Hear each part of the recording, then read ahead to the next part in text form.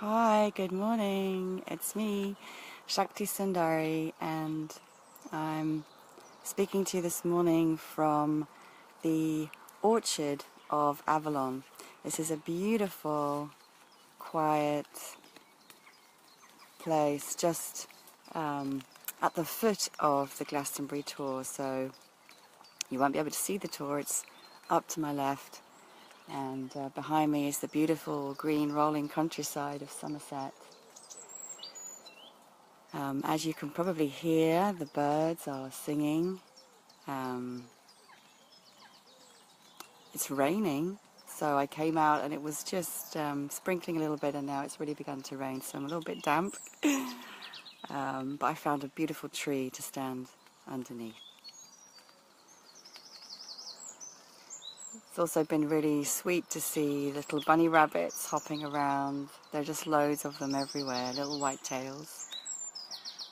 And it's just really beautiful to be here in a place that is so still, where I can really hear and feel nature, where there's a sense of peace. So I had to speak a little bit about yesterday. I had a really amazing day yesterday. I went for a crystal bed healing, which was very profound and underscored a few things for me, which I might talk about as I read. And just finding that here in Glastonbury, it's a place where I can really be in my flow, just truly navigating life from that inner sense of knowing of where to move next. And just acknowledging I do find it harder to stay in that flow when I'm in the big city that is London. And being in that flow space is so relaxing to my nervous system and my inner self, and it makes my heart sing with joy, and there's a true sense of being held by the universe and by the goddess at all times, whatever is happening. And it's very beautiful. So to the Radiance Sutras, I'm reading Yukti verse 2 today. This is the second meditation practice.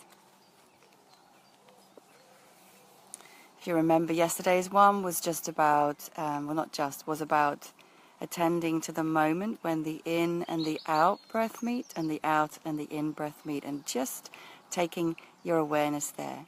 And this second verse, again, speaks to this idea of polarity and in and out. So anyway, let me read now from the Sanskrit. It's a really beautiful verse. Maruta anta bahiva apiviyat yugma anivartanat. Bhairava Bhairavasya itam Bhairavi viajate vapu. I want to read that last line again just because I love it so much. Bhairavya Bhairavasya itam Bhairavi viajate vapu. It's beautiful.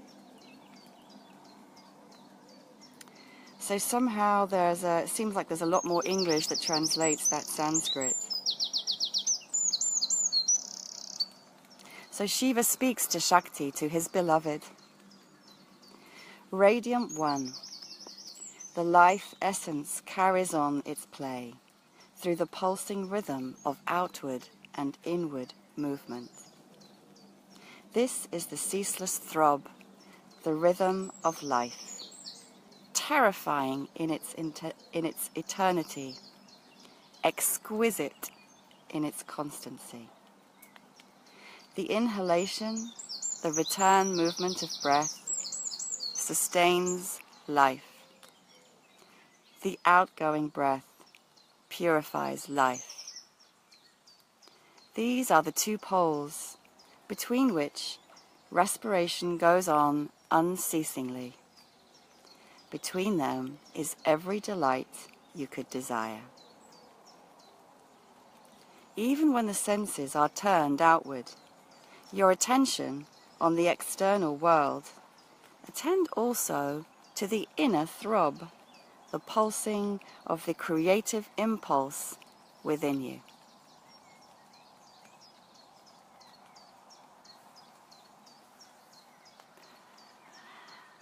Every time I read these verses,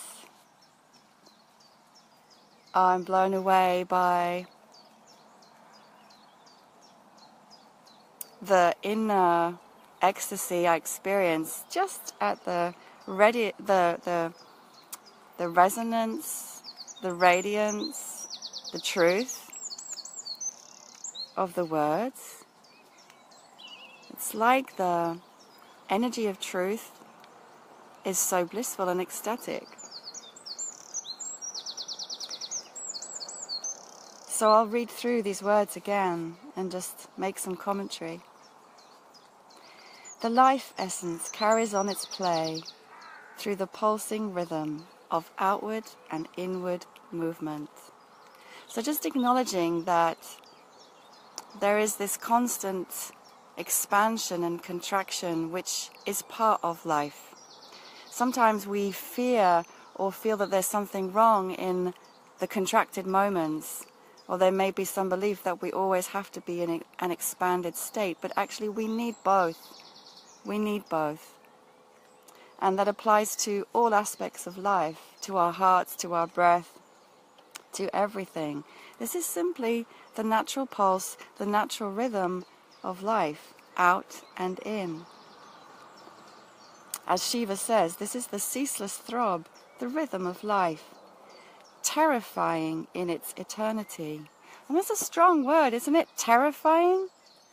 Terrifying in its eternity. Yes, if we meditate on that for a moment, knowing life will continue always. It makes us recognize how small we are, how brief this moment is for us to be alive, and yet exquisite in its constancy. So again, there's a polarity right there.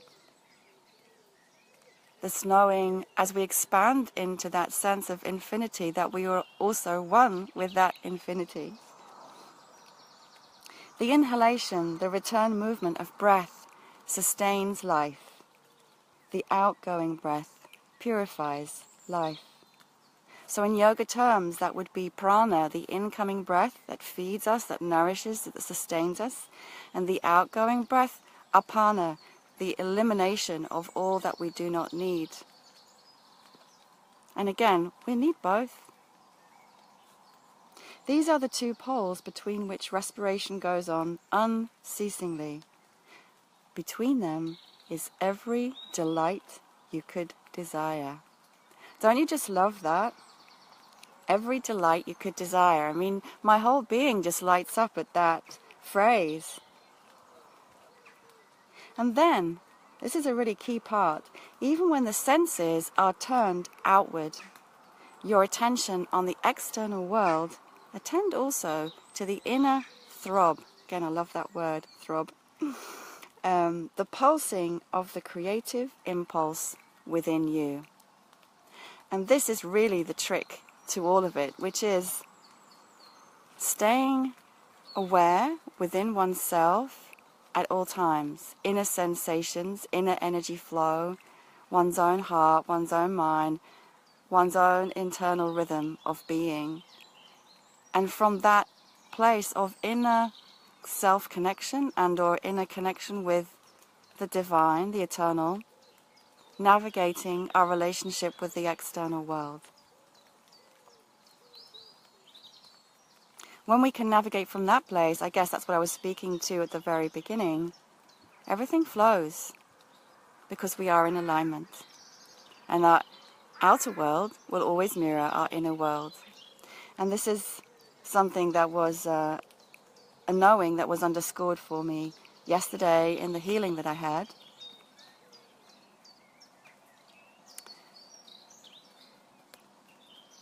I was just reminded that in my relationship with my beloved, something that has really been underscored for me recently is that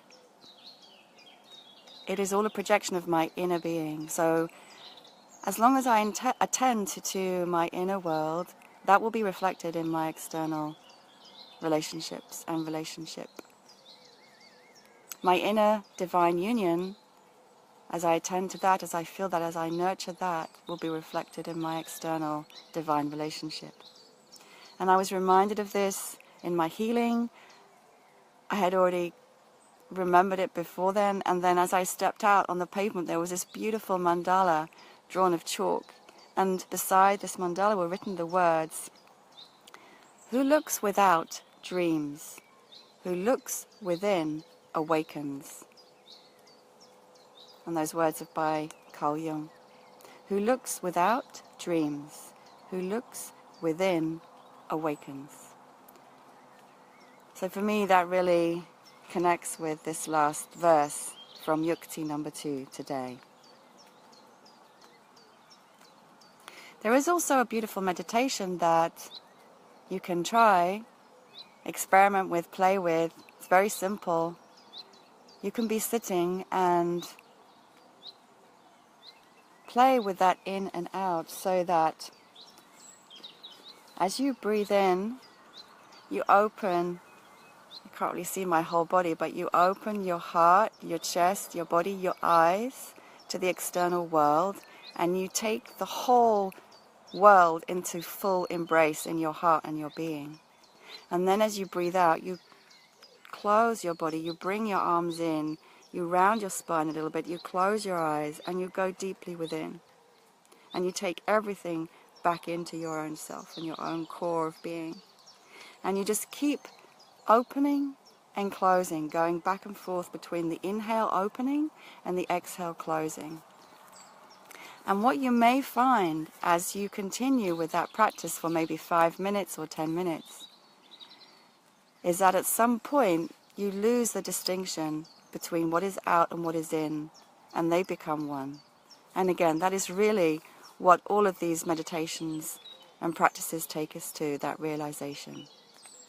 That even though we experience life in polarity, ultimately the experience of those two polarities brings us into a state of unity and oneness. So that's my sharing for this morning. Thank you so much for being with me here in the Orchard of Avalon. When I speak to you tomorrow, I will be back in London. So looking forward to that already, and sending you love for the rest of your day.